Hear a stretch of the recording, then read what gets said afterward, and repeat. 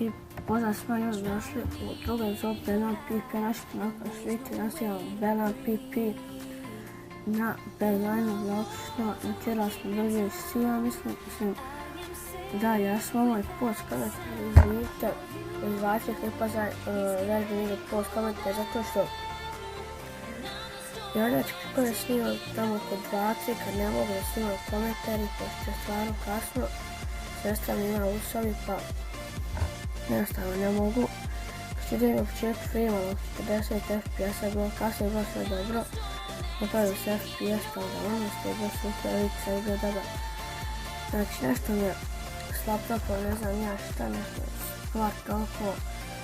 Kad ne snimam FPS mi je, pa čak ide i do 250, 300, ali kad ne snimam, ali kad snimam ljudi, FPS mi je 160, 70, 80, tako ono, a najde nema veze.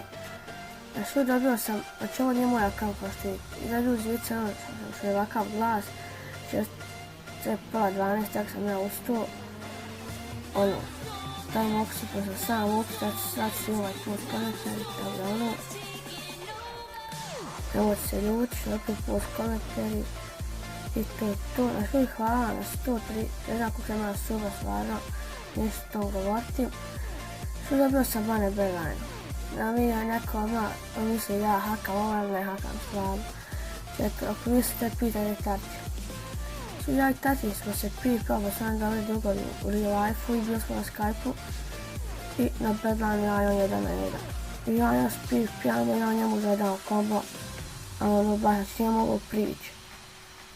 I ništa, pipjam sad sa njim, jer jedno mene samo izbaci. Ja kontam šta je sad ljudi moji, kad ono mene banovali.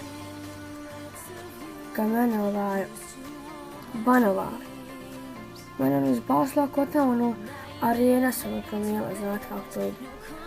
Rastakla se arena, ali nije, kad me tači, dobio se ban, ja se mislim da neko šali se. I dobro zbog stvarno, kamal nisam šta to. Jedno te uđi. Ja uđem na Belana, ljudi moji, gleda ban. A koliko sad tad iznervirao mi došli.